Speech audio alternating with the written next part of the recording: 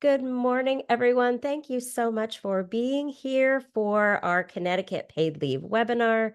We're really thrilled to have some members from Connecticut Paid Leave here to talk to us about this program. We have with us Erin Choquette, who's going to be leading us through this presentation. With her is Madeline Granado and Michael Cesar, also from Connecticut Paid Leave Authority. So with that, Erin, I'm going to turn the time right over to you.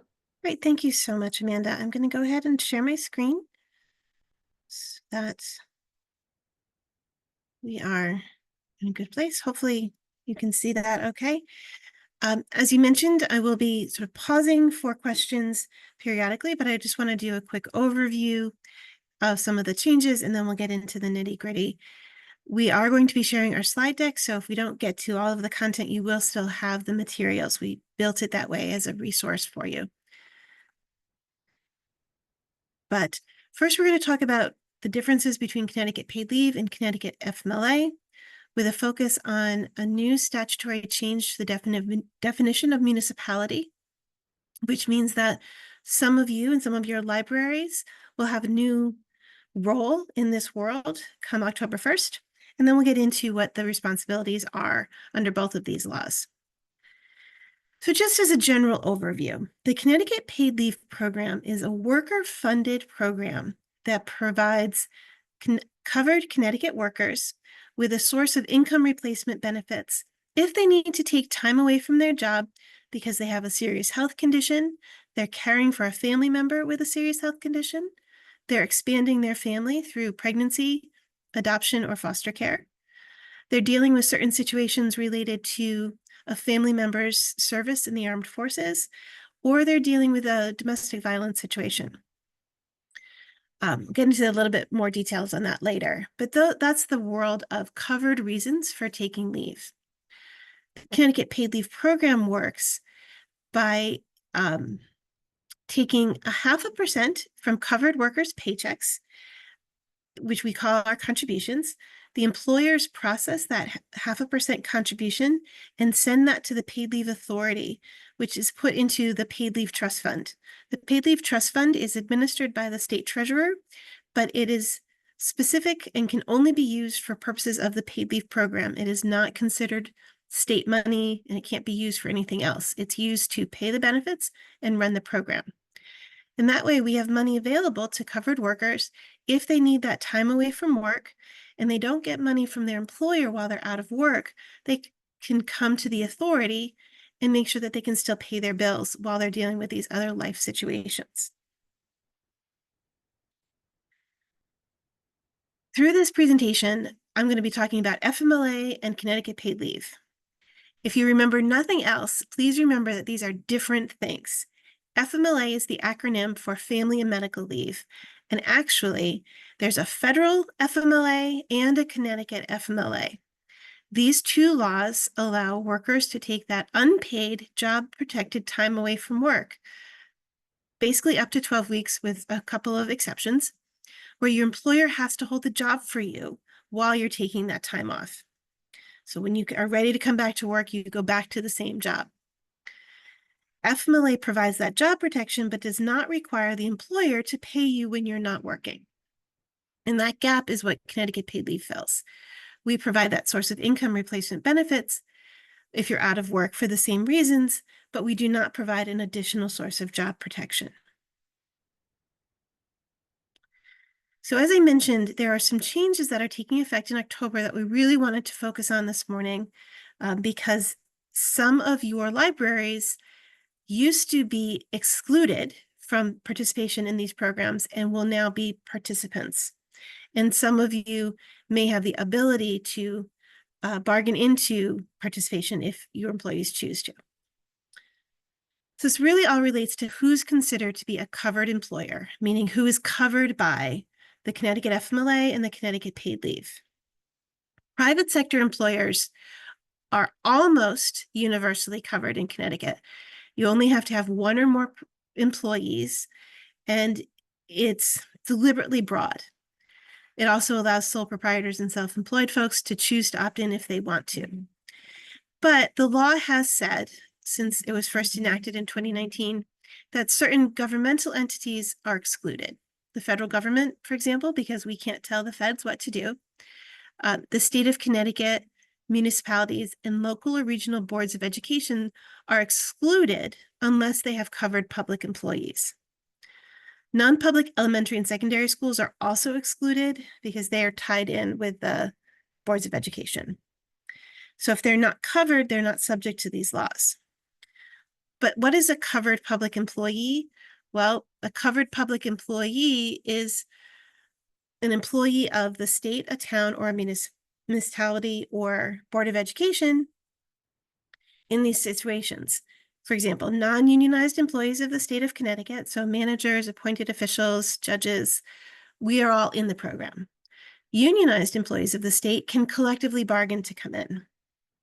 Similarly, employees of municipalities and local or regional boards of education can come into the program if their unionized employees collectively bargain to be included. So say you work for a town that has 5 different unions. If one union collectively bargains to come in, everybody who's a member of that union would be part of the program, as well as the non-union employees of the town. But the employees of the other 4 unions are still out because they haven't bargained in. Which is a complicated enough concept to begin with, but it was made even more complicated by the fact that the statute never defined the term municipality. And if you look at the Connecticut General Statutes and try to see if there's a definition for municipality, you'll find over a dozen different, often inconsistent definitions. So we at the authority had to develop a definition of municipality by policy that tried to encompass all of these different definitions. It was a multi-factor test. It was very difficult to implement. People were very confused. And so we worked with the legislature this year to actually identify a specific definition of municipality for purposes of Connecticut paid leave and Connecticut FMLA. That definition was part of Public Act 24-5 and will take effect on October 1st. And it narrows that definition of municipality to basically town, city, village, fire or sewer district, or an entity that has the authority to levy and collect taxes. So instead of having it be like a 6-part balancing test, we are really simply asking, are you a municipality? Do you have the ability to levy and collect taxes? If you are still a municipality, then you are still not a covered employer unless your unionized employees bargain in. And we can talk about what that means if they choose to bargain in. And it means that they're included the fact that they don't have Connecticut FMLA rights. But if you are not a municipality, then as of October 1st, your employees will be covered under Connecticut paid leave and Connecticut FMLA. And that contribution process that I mentioned will be part of the process. Some of the newly covered employers will include housing authorities, health districts, transit authorities, and association libraries. So we know, we've learned through our work with CLC that there are 2 different types of libraries. There are association libraries and municipal libraries. So we're going to adopt your own classification. And it's as of October 1st, association libraries will be considered to be covered employers under Connecticut paid leave and Connecticut FMLA. Municipal libraries will continue to be considered municipalities, so they are not covered unless their unionized employees bargain to participate. I'm just going to stop sharing for a second, just so I can see if there are any questions that came in, or if anyone wants to speak up now and just ask, is there any confusion about that distinction? Association libraries will be in as of October 1st. Municipal libraries will still be out, but their employees can collectively bargain.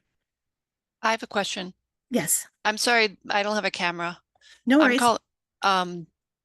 In my town, there's, we should just say municipality,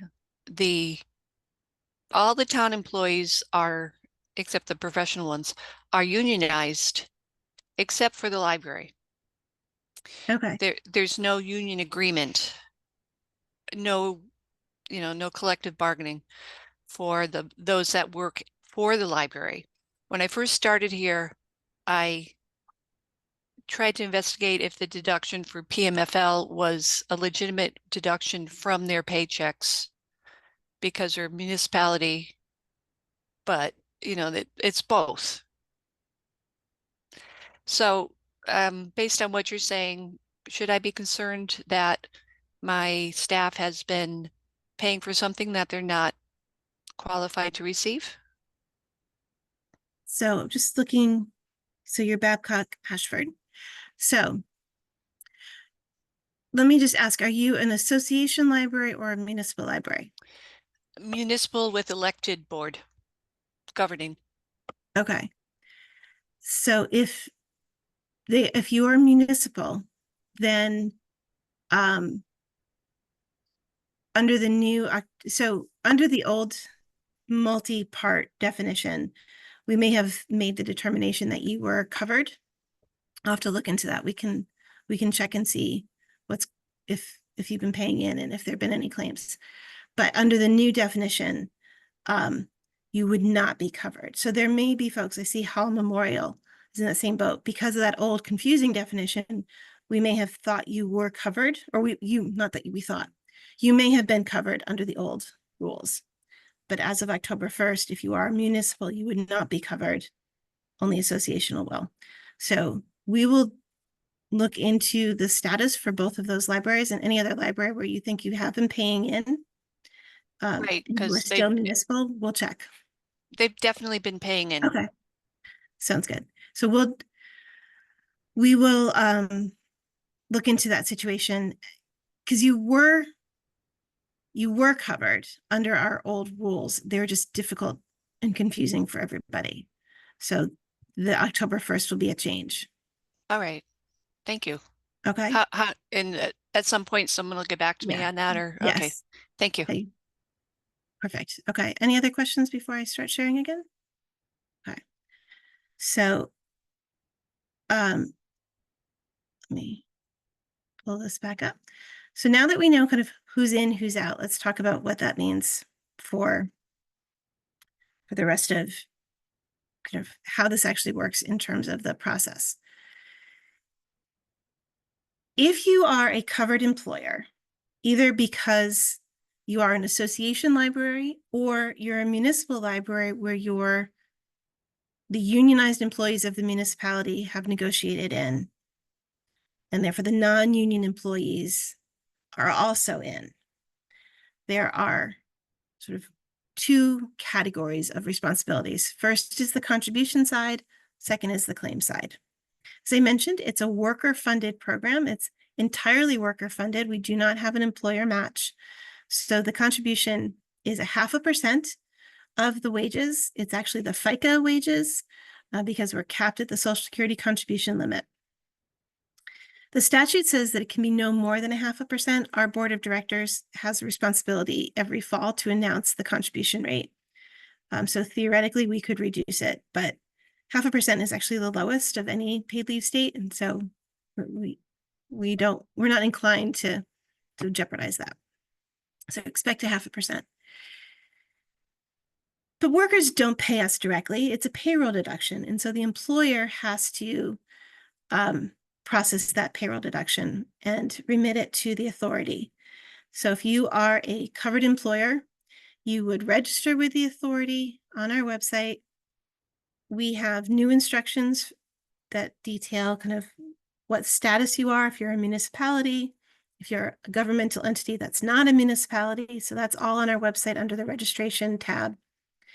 You would identify your category, and then as you go, you would deduct the 0.5% from the employee's wages and remit that to the authority.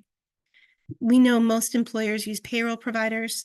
So the real question is to make sure that your payroll provider knows that you are supposed to be in, so that they can do this for you. We receive and reconcile those contributions and process over or under payments. And we do have the authority to impose penalties for non-compliance. If an employer fails to remit the required contributions, then the penalty is $50 or 10% of the owed contributions. And the employer is responsible for paying that, not the employee. The employer cannot take more money from the employees to cover the penalty that is caused by the employer's failure. Those payments are issued. We have a 1-month grace period, so you don't have to stay up late on March 31st. You have the whole month of April, for example, to pay those in. The second half of the program is the claim side. So if you are a employee of a covered employer and you have a situation where you need time off from work and you know that either you're not getting 100% pay from your employer or perhaps nothing at all from your employer, you can apply to the authority for benefits. You can apply either online through our website, or you can call our third-party administrator, AFLAC. We have a contract with AFLAC. They have a dedicated team that works solely on Connecticut paid leave, which is separate from the stuff with the duck. And they will process your paid leave claim. Every claim requires 3 sets of documents. First, identity verification. We need to know that you are who you say you are and not a subject of identity theft or some sort of issue, which is always a concern. Second is an employment verification form. And third is the document that supports your leave reason. So if you're out because you have hip surgery, you'd have your doctor complete a medical certification. If you are out because you are adopting a child, you would give us a form from the probate court or the adoption agency. We are turning our claims around very quickly. Basically, decisions are made within 5 business days of receipt of those 3 sets of documents. So we are able to process the claim, and if you apply in advance, you can apply up to 30 days in advance of your need. We can get you the benefit payment kind of without a stumble in terms of as soon as you go out on leave. If you don't always know in advance, that's fine too. We ask you to let us know within 45 days of when you need the leave so that you're not out of pocket, and we'll start paying the benefits as soon as you're approved and you're out of work, and we pay on a weekly basis. Your employer cannot deny you Connecticut paid leave, but you do have to tell them that you're going to apply. That's part of the statute. And it's important for your employer to know because you need to talk to your employer about the FMLA side, which I'll talk about in a minute. The employer fills out that employment verification form that I mentioned. It's a single sheet of paper, 2-sided, where the employer lets us know that they are a covered employer, that you are their employee. They give us basic information about your work schedule and if they're providing you with any income replacement benefits, because we have to take that into consideration in the calculation. That's the one job the employer officially has with regard to Connecticut paid leave. But realistically, there are 2 other things they need to do. First, all employers, really, it's a good practice to make sure their employees understand their paid time off policies, including whether or not there's any group disability insurance. Employees should know what's available to them. And second, employees have a right to file for Connecticut paid leave, ask about Connecticut paid leave without being discriminated or retaliated against. And so that is the employer's responsibility.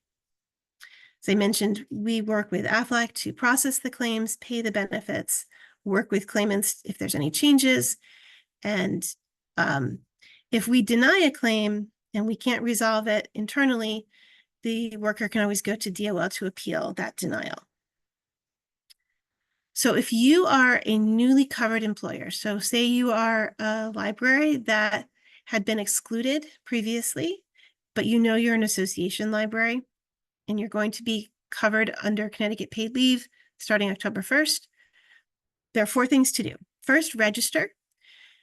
We still need you to register, even if you use a TPA or payroll provider, because we need to have communication with you. Second would be deduct those contributions starting in October. Make sure your employees know that that's happening. You don't want to have a surprise. And then remit those payments to us. There are forms available that you can share with your workers that we have on our website that you can let them know what's going on. I do want to just take a moment to acknowledge that there's an alternate compliance method. Covered employers have to make sure that their employees have access to these benefits, but some employers, about 800 in the state, have opted to use a private plan. So they can use an approved insurance carrier or have a self-insured plan that provides equivalent or better benefits to what we have. And if they want to go that route, they have to apply to the authority and say, here's the insurance product that we want to use. We've shared it with our employees. Our employees have voted that they would prefer this private plan. At least 51% of the employees have to say yes. And then instead of remitting the contributions to us and coming to us when there's a claim, you would work with your insurer. There's all sorts of information on our website if you're interested in that private plan option. All right, before we talk about FMLA, I just want to stop sharing because I saw a couple of questions in the chat. Okay. So, question about the city of Middletown. If you are an association library, but the city handles your payroll, then you need to make sure the city payroll department knows that you do need to register, and they will need to be processing that for you. So like the fact that the city handles your payroll doesn't trump the new definition. So they would have to handle that because payroll is really responsible for the contributions. So you really can't do that on your own. Yeah, you kind of answered my question on a later slide. So I have to set up the account and then communicate with the city of Middletown for the payroll deductions, correct? Perfect. Okay. And then the association library cannot opt out, right? So that the association library is now a covered employer as of October 1st. They can choose a private plan if they want to and go through that process, but they can't say, oh, we don't want to do this. And because it's a statutory obligation, even if the association library is unionized, the collective, there might be bargaining over impact the way there is whenever there's a statute that changes things, but there's no exclusion for covered employers that have unions. Yeah, so the question about why municipalities are not covered is a question we've been getting since the legislation went into effect. There's a couple of answers. First, that exclusion for municipalities goes back to the 90s when Connecticut FMLA was first enacted. They excluded municipalities back then. So when Connecticut paid leave came around, they copied that same set of exclusions, including the lack of definition. So whatever the reason is, it's longstanding. We have been told by various members of the legislature that the legislature is very cautious and careful about imposing mandates on municipalities, and that they, even though they do it a lot, they always worry about it and they try not to do it. So where possible, they avoid these municipal mandates. And so imposing this obligation on the municipalities would be considered to be a municipal mandate. And so they kind of created that exception. You do see it in many, but not all paid leave states. There are about 14 states, including DC, that have paid leave programs. And I would say the bare majority, so maybe 60%, have municipal exclusions. It's just kind of part of the zeitgeist. It would be easier if they didn't have the exclusion, quite honestly, but we just have to work with trying to have clean definitions. Okay. I'm going to keep sliding on, but if there are more questions in the chat, we'll talk about them in a second.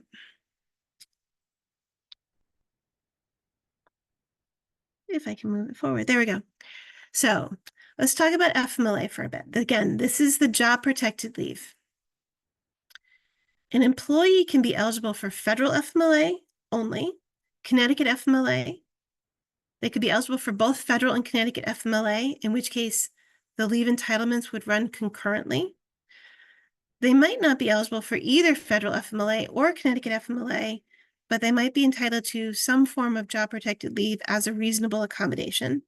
And some folks are not eligible for any job protected leave at all, depending upon how long they've worked for the organization, depending on whether the organization is covered, and depending on the leave reason. So even though we focus on FMLA, I don't want you to forget there are other laws out there, like Pregnancy Non-Discrimination Act, and the Americans with Disabilities Act. So there are other laws out there, but we're going to focus on FMLA. Federal FMLA has been around since the 90s. It covers employers who have 50 or more employees within a 75-mile radius and governmental entities of any size, which includes towns, municipalities, and schools. So you may be used to being covered under federal FMLA, although even though they say it's a governmental entity of any size, for an employee, as we'll get to on the next slide, you still have to work for an entity that's got 50 or more employees somewhere in the area. Connecticut FMLA used to apply only to entities that were private sector and had 75 or more employees. But in 2022, that changed to include private sector employers with 1 or more employees, the state of Connecticut, but had that same set of exclusions. So everything we talked about in terms of the definition of municipality for paid leave also applies for Connecticut FMLA. Association libraries will now be covered under Connecticut FMLA. Municipal libraries will not be. I have another question. Yes, of course. Sorry. So based on what I think you just said, we only have 6 employees here, but we are part of the town. So you are going to be covered under federal FMLA because they look at the full census of the sort of municipal workers. They don't divvy it up by department. Okay, I thank you. Okay, sorry, I wasn't more clear about that. But you won't be covered under Connecticut FMLA. So federal FMLA is more restrictive. You have to work for to be eligible for the benefits. You have to be employed for at least 12 months, and you have to work at least 1,250 hours in the 12 months immediately preceding leave. So your short-term employees and your part-time employees, it's hard for them to get that job protection. Connecticut FMLA was amended in 2022 to be more generous. It covers employees who have been working with the employer for at least the 3 months immediately preceding the leave. And there's no hours worked requirement. So DOL has said that if you have worked for the employer for at least part of the week for each of the 13 weeks before you need time off, you are eligible for the job protection. Part-time workers, seasonals, all of those are now under that umbrella. FMLA is really a relationship between the worker and the employer. So if you know that you are caring for a family member who is sick, you need to notify your employer that you're going to need that time off. Most employers have a form that they want you to complete that says what you're doing and why. And they'll have that same documentation, honestly, that you give us, a med cert, a bonding statement, to support the leave reason. The employer is responsible for administering the FMLA. So they have to process the leave request. They'd be working with you to make sure you're not taking more leave than you're entitled to, and they have to return you to your job. That's what FMLA is for. It's to make sure that you have the job waiting for you when you come back, and you can't discriminate. FMLA is supervised and enforced by Connecticut DOL and the federal DOL. And so if you have questions about the specifics of FMLA, they both have really great information on their websites. But just really quickly, the process is, the worker notifies the employer they need time off from work. They don't have to say that they need FMLA. Not everyone thinks to reference the statute, but they have to give the employer enough information that the employer is like, that sounds like you have a serious health condition, or you just told me you're adopting a baby. That's an FMLA reason. If they know in advance, they're supposed to ask for it in advance, but as soon as practicable. The employer makes the determination about eligibility and notifies the employee if there's any documentation they have to provide. Under the statute, they have 5 days to determine eligibility and to provide this notice of additional documentation. This is not leave approval. This is just, yes, you know, I'm letting you know we are covered by Connecticut FMLA and you have worked here for 3 months, so you are eligible. After that, the worker has to turn around that leave documentation. Again, usually a medical certification. I will tell you that lots of employers use DOL forms. Connecticut Paid Leave has our own set of forms, but if an employee comes to us with a DOL form that has the information we need, well, they're going to accept it. We encourage employers to accept our forms so that the employee can get the doctor to fill out 1 document instead of 2. It's just, you know, there's a little bit of grace that needs to happen there. The employees has to be given at least 15 calendar days to get the documents back to you. And if they are having trouble and they tell you they need an extension of time, the employer is supposed to give that to them. Then the employer reviews the documents and notifies the employee of the decision and lets the employee know if they have to use any paid time off while they're out. It's really important when they're completing the employment verification form for us, for the employer to know what they're going to be doing with regard to paid time off. Because again, we have to take that into consideration with our benefit calculation. And then if the employee goes out, they have to tell the employer. So say all this is happening in advance. They know they're going to have a baby. When they go into, they get everything done early. Then they go into labor, they need to call out and be like, okay, it's time. Starting my FMLA. Then they come back to the same job with the same terms and conditions. If an employee comes back and they're like, wow, we had Bob from Account Temps while you were gone and we love Bob. Well, it doesn't matter. They get their job back. So that's important to know. And that's a really important protection for employees to have. If you are newly covered under Connecticut FMLA in October, you want to check out the DOL website because there are some posters that you want to put up and you want to make sure that you have the forms ready for your employees for when they need to go out of work. It's important for your employees to know that if they are eligible for FMLA and it's an FMLA qualifying condition, you, the employer, are going to treat it as FMLA and track down that time. The employee can't say, oh, even though I'm eligible and even though this is a serious health condition, I want to save my FMLA for something else. That's not the way it works. So just real quick, I've alluded to this before, but just want to make sure you have it. There are 6 reasons to take FMLA and Connecticut Paid Leave. Your own serious health condition, that's the one you always get. That technically includes organ or bone marrow donor as well as pregnancy. And that period of time after the childbirth where the person is recovering from the childbirth. Then there's bonding leave. This is separate from childbirth recovery. Bonding is the time that you're spending with the baby. It's available to both parents, but only the parents. However, the definition of parents is pretty broad. It's really who's going to be raising the child. So if you are the grandparent or the aunt or whoever, but you're going to be raising the child, you can bond. If you're the grandparent who gives the baby back when the diapers are dirty, you're not bonding. You're just being nice. And bonding leave is available during the 12 months after the birth or placement. Caregiver leave is leave to provide care and comfort to a family member who has a serious health condition. You don't have to be engaged in the medical care. You could simply be with them or taking them to the doctor's appointment or meeting with the care team to set up the placement activities. That all counts as caregiver leave. Then there's military caregiver leave, which has some different documentation requirements because it's specific to folks who are injured in the line of duty on active duty. Qualifying exigency leave is a different kind of leave that relates to military families, where there are certain activities that you may want to attend because your parent, spouse, or child is either on active duty or has been notified of a call, like a sending off ceremony or a welcome home ceremony. There are 9 qualifying situations. And then there's family violence leave. So been misleading you a little bit during this past hour because I keep saying FMLA, FMLA, FMLA. Technically, the Family Violence Leave Act is a separate statute under Connecticut law. It's not FMLA.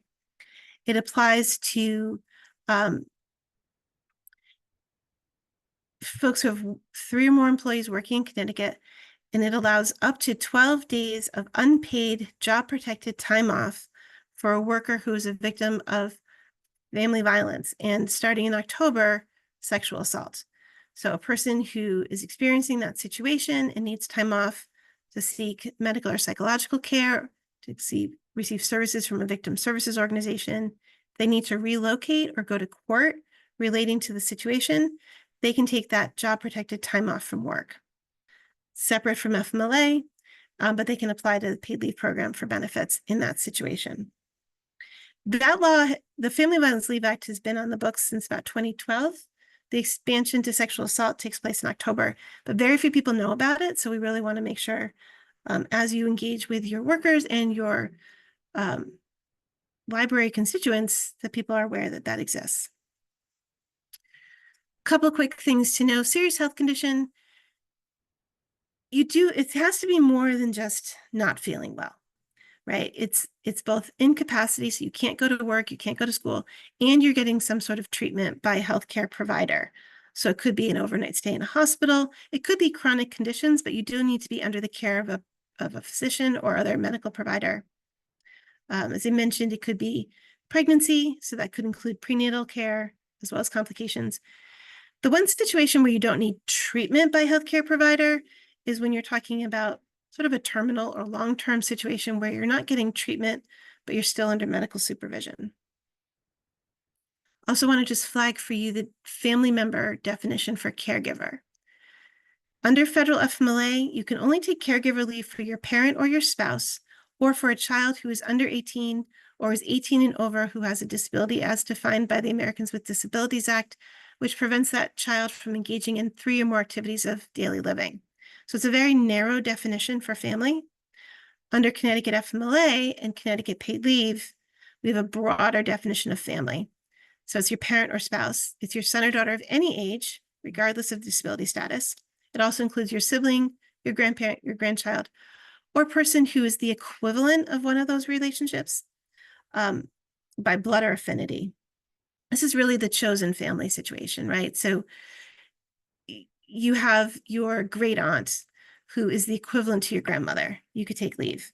You have an employee who's in a long-time committed relationship, but they're not married. They don't have a marriage license, but they're in a spouse-like relationship. That would count. In this related by affinity, which again only applies to Connecticut FMLA and Connecticut paid leave, we can ask for a document where they give a brief explanation of the relationship.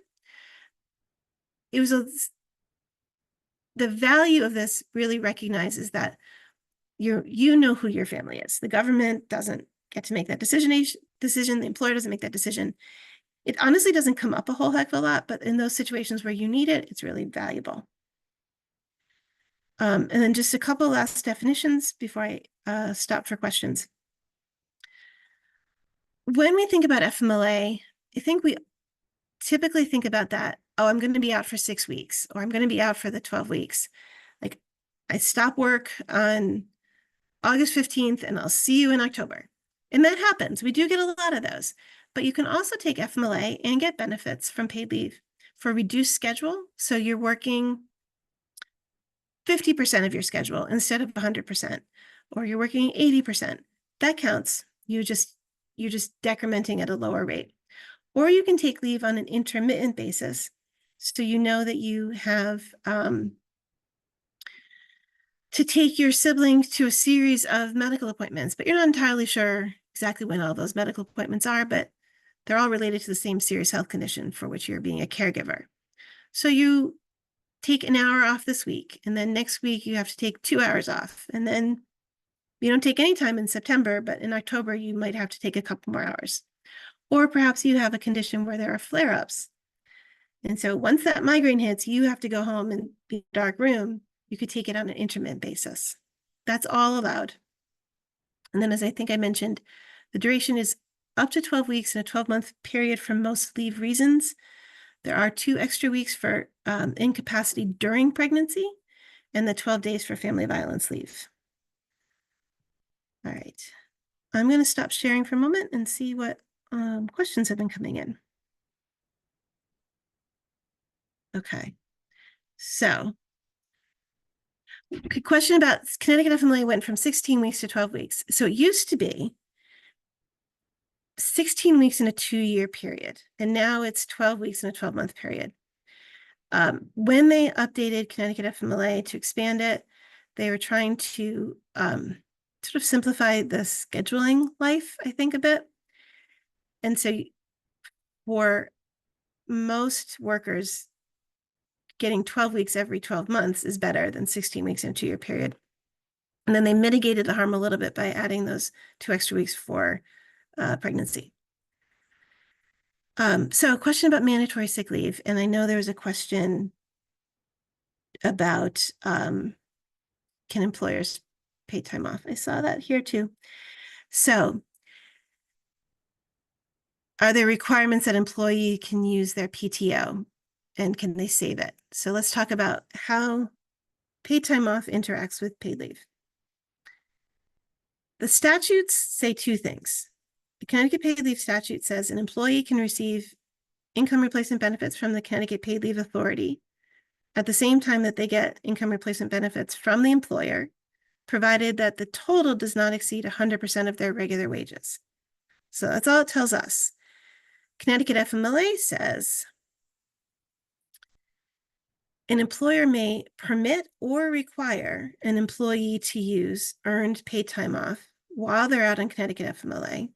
However, they cannot require the employee to exhaust all their PTO. The employee has to be given the option of retaining at least 2 weeks of their time.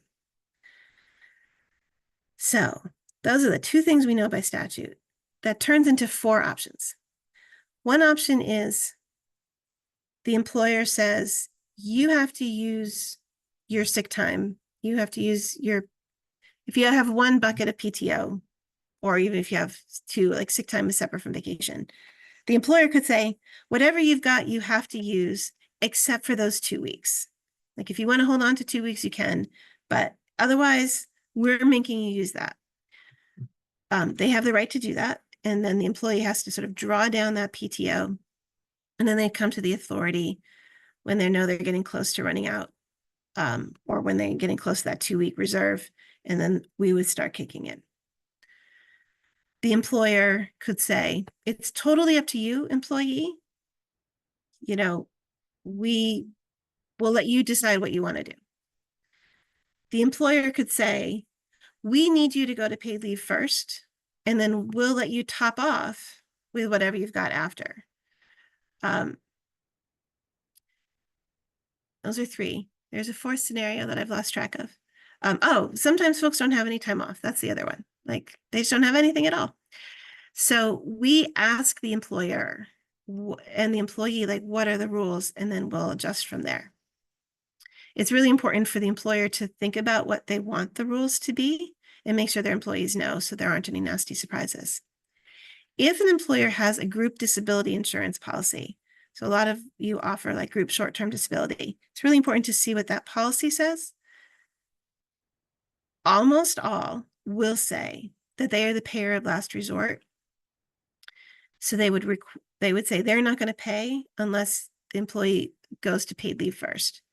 And some of them say, you know, we pay 60%, but if your 60% gets covered by paid leave, we're not going to pay you anything at all either. That they have the right to do that. We tried to change it and we got our heads handed to us. So it's a thing. It's what they do in the disability world, but it's important to know what your policies say. So it really depends on what the employer, and if you have a union, what you negotiate, and then you work from there.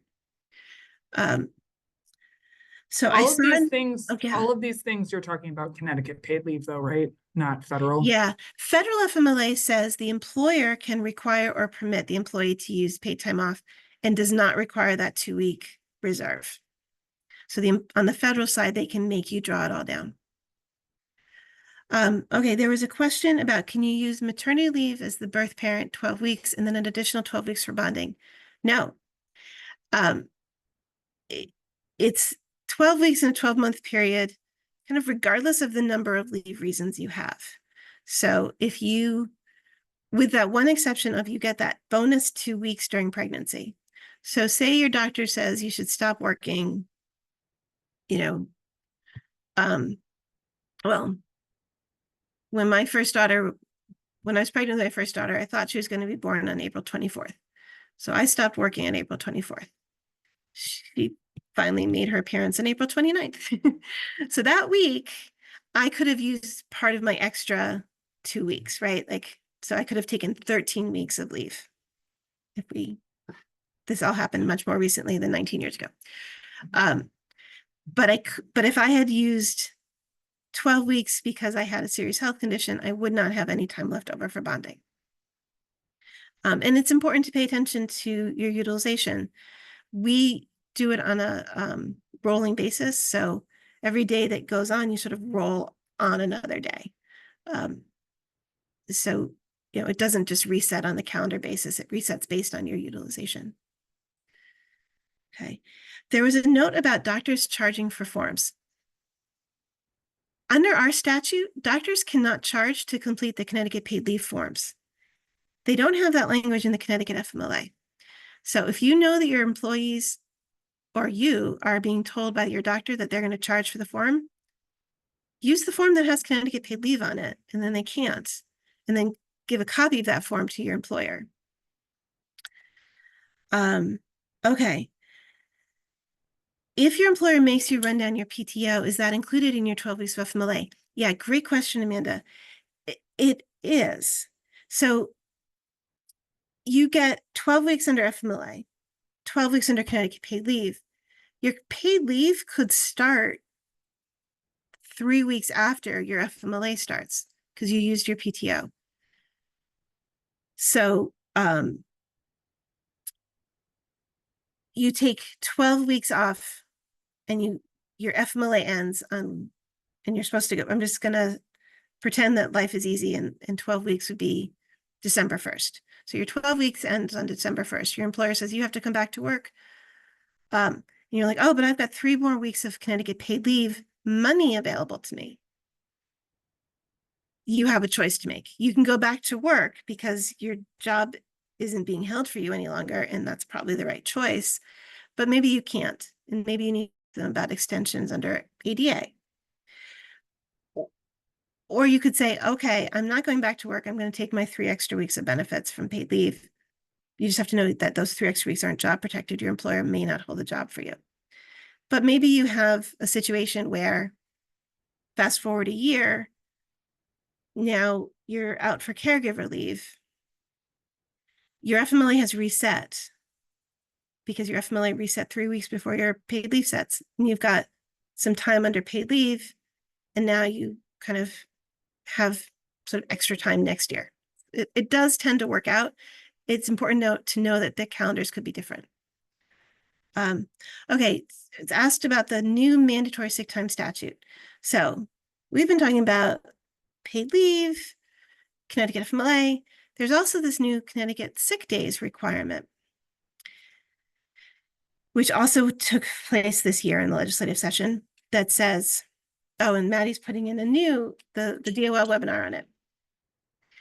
Paid sick days is about making sure that everybody has access to at least a handful of days off during the year for multiple reasons. It could be that you have a serious health condition. It could be that you have a doctor's appointment. It could be that your family member has to be taken to their annual physical.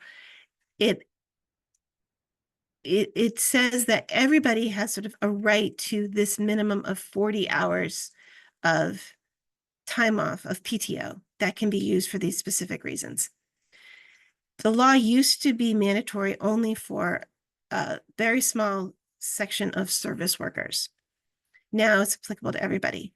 But if your employer already gave you or already had as a policy that you earn, 10 hours of sick leave a month, then you're not going to get more because of this new law. It just gives you that baseline, kind of puts everybody at that same piece. All right. Randy had asked, is the 2 weeks of total accrued leave or 2 weeks sick leave? It's total. So if you have different buckets, technically your employer could say, well, we're going to make you use all your sick time, but you can keep your vacation. But if you only have 1 week of vacation at the time you need leave, they have to let you hold on to the equivalent of 2 weeks total. So, you know, kind of want to just keep that in mind because it's a floating entitlement. All right, just making sure. I think we got all the questions. Again, if you were an associational library and have been paying in all along, then no change.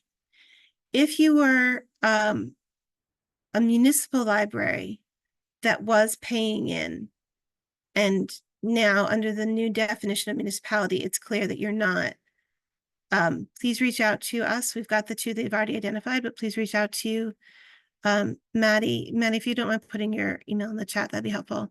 So we can kind of look into your situation and assess.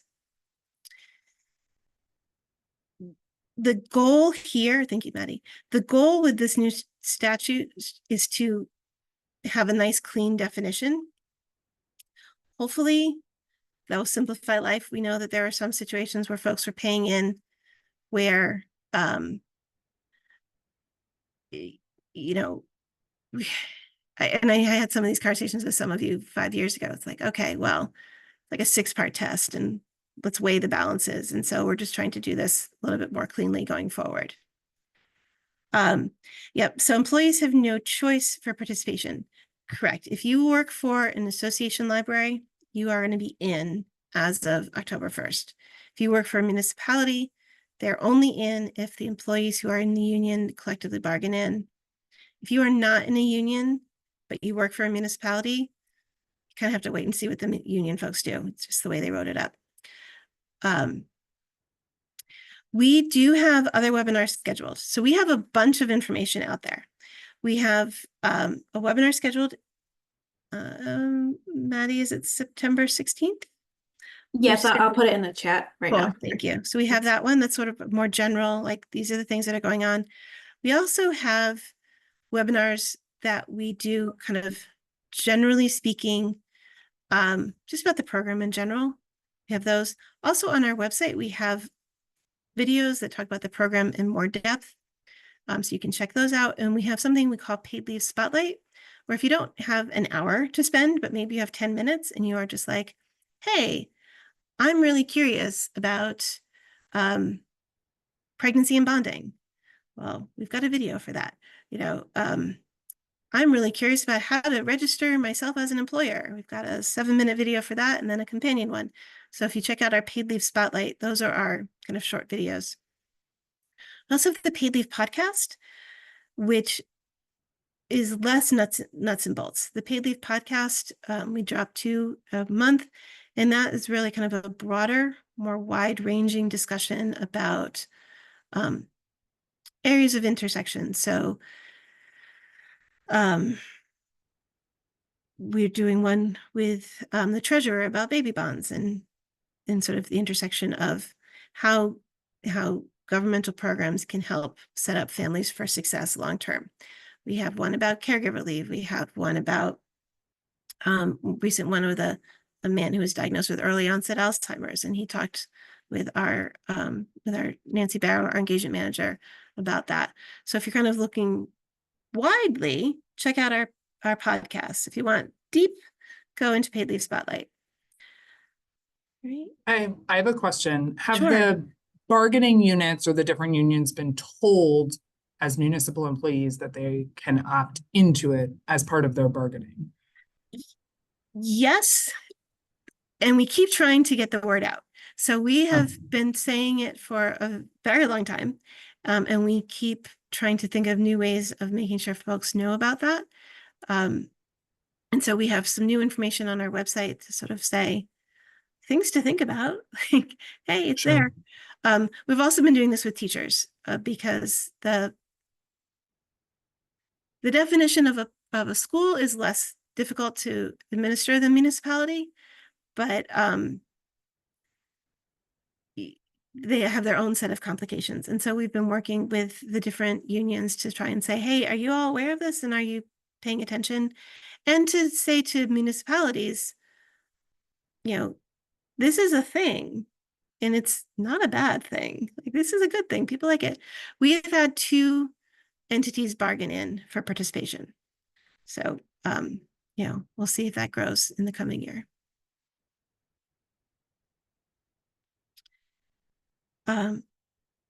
Thank you so much for your time. Again, if you have any further questions, please don't hesitate to reach out. We will be sharing the slides with Amanda, so you have all of that. And our website is ctpaidleave.org. So you are like, I know Erin said something. Pretty much everything I said is also on our website. And one last plug. Some of you may know about us because we did some library events with you over the last year. We're still always happy to go out either in person or virtually. If you guys have any sort of lecture series or workshops or whatever, we got a small team, but we travel. So let us know if you want us to come out and talk to your patrons. Excellent. Thank you so much, Erin. Thank you, Maddie. Really appreciate the content you shared and the resources you made available. So this recording we will make available to you. The handouts we will also make available to you. So thank you for joining us. We'll see you next time. Thank you. Thank you.